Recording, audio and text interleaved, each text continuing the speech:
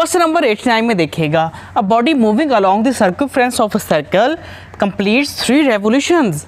If the radius of circular path is r, the ratio of displacement to the curved path is। बच्चे सारी story आपके पास ये है, आपके पास एक सर्कुलर पाथ है और बॉडी सर्कुलर पाथ में मूव करना शुरू करती है। बॉडी मूव कर रही है, उसने एक चक्कर मुकम्मल कर लिया, फिर मूव कर रही है, उसने दूसरा चक्कर मुकम्मल कर लिया और बॉडी मूव कर रही है, उसने 3 रोटेशंस मुकम्मल कर ली। जब उसने 3 रोटेशंस मुकम्मल कर ली तो आपसे पूछा जा रहा है कि उसने डिस्प्लेसमेंट कितना कवर किया और डिस्टेंस कितना है, इन दोनों की रेशियो फाइंड करनी है आप लोगों ने। तो डिस्प्लेसमेंट बच्चे याद रखिएगा, मैंने आप लोगों को पहले भी बताया हुआ है, अगर बॉडी जहाँ से मूव करना शुरू करे और वहीं पर ही अगर वापस आ जाए तो उसका डिस्प्लेसमेंट 0 होता है। तो 0 बाई समथिंग, चाहे डिस्टेंस जितना मर्जी हो, समथिंग जितना भी हो, तो आपका आंसर क्या आएगा? 0 आएगा और आपका ऑप्शन बी करेक्ट है। क्वेश्चन नंबर 90 की तरफ चलते हैं। The momentum of an object is increase from 10 newton second to 20 newton second. आपके पास एक ऑब्जेक्ट है, उसका मोमेंटम था पहले 10 न्यूटन सेकेंड, अब हो गया 20 न्यूटन सेकेंड। चलो इस बॉडी को मुबारकबाद भी दे दें, उसका मोमेंटम इंक्रीज हो गया कितने टाइम में जी? 1 सेकेंड में। What is the magnitude of applied force? आपने ये बताना है कि कितनी फोर्स लगाने से उसका मोमेंटम में तब्दीली आई। तो फोर्स का फार्मूला आपके पास है final momentum minus initial momentum over time Newton cycle of motion in terms of momentum, याद है ना? तो वैल्यूज पुट करें, 20 माइनस 10, टाइम आपके पास 1 है, 20 में से 10 निकालें, आपके पास 10 आ गया। अच्छा, तो आंसर भी आ गया। चलें, ऑप्शन कौन सा है अब आपका? ऑप्शन ए है आपका। तो क्वेश्चन नंबर 91 में आपसे कहता है the range of projectile at 30 degrees are 30 and at 60 degrees are 60।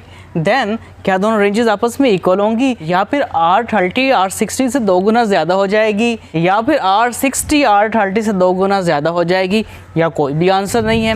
भाई याद रखें, जब भी इस तरह का क्वेश्चन आ जाए, आप दरमियान में 45 एंगल को पुट कर देना है और देखना है अगर दोनों तरफ डिफरेंसेस सेम आ जाएं, जैसे ऊपर 30 है, नीचे 60 है, दरमियान में 45 है, इन दोनों का डिफरेंस लिया तो आंसर आ गया 15, तो इन दोनों का डिफरेंस लिया तो आंसर आ गया 15। डिफरेंसेस सेम आ गए, जब डिफरेंसेस सेम आ जाते हैं तो आपकी दोनों रेंजेस सेम होती हैं, तो हमारा जो ऑप्शन होगा वो ऑप्शन ए होगा। दोनों तरफ की आपकी रेंज सेम होगी, 30 डिग्री की भी और 60 भी, क्योंकि 45 में से दोनों का डिफरेंस सेम आता है। क्वेश्चन नंबर 92 की तरफ चलते हैं। If the body is free falling, ऊपर से नीचे आ रही है ना, distance cover in 3 second, 3 second में वही कितना डिस्टेंस कवर करेगी? अगर जी की वैल्यू हम 10 मीटर पर सेकंड स्क्वायर लें, अब याद रखिएगा फ्री फॉलिंग बॉडी ऊपर से नीचे आ रही होती है और हाईएस्ट पॉइंट पर उसकी इनिशियल वेलोसिटी 0 होती है, equal to VIT plus 1/2 GT square. तो VI 0 है, इसलिए ये पूरी टर्म आपकी 0 हो गई। 1/2 वैसे G10, T की जगह 3 ले लिया, उसका स्क्वायर आ गया, 3 3 बर 9, 2 को काट दिया, 2 5 बर 10, 5 9 बर 45। तो आपका ऑप्शन ए करेक्ट है। क्वेश्चन नंबर 93 में आपसे पूछा जा रहा है कि 2 बॉल्स हैं, एक को हमने 30 डिग्री के एंगल पे प्रोजेक्ट किया है और एक को हमने 60 डिग्री के एंगल पे प्रोजेक्ट किया है, तो बताएं उनकी मैक्सिमम हाइट्स की रेशियोज क्या होंगी। तो बच्चे हमने रेशियोज फाइंड की हैं, एक दफ़ा ऊपर हाइट का फार्मूला लगा लिया, एक दफ़ा नीचे लगा लिया, तो रेशियोज हो जाएंगी ना।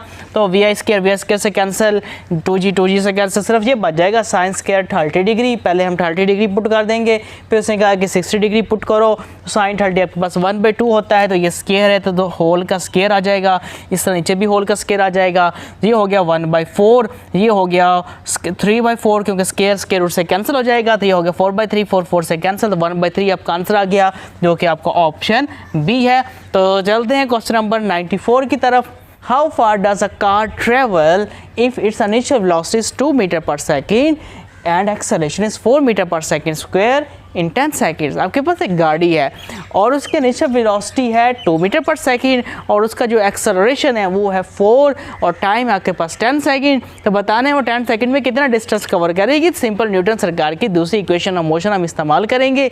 S is equal to VIT plus 1/2 AT square. तो VI 2 है आपके पास, उसने मेंशन किया है, T आपके पास 10 है, एक्सेलरेशन 4 है, T आपके पास 10 का स्क्वायर आ जाएगा, 2 10 पर 20, 2 बार 4, तो आपके पास 2 बच गया और 10 का स्क्वायर लेंगे तो 100 आ जाएगा।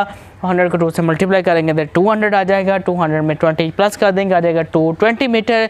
अब आपका ऑप्शन हो गया ऑप्शन बी।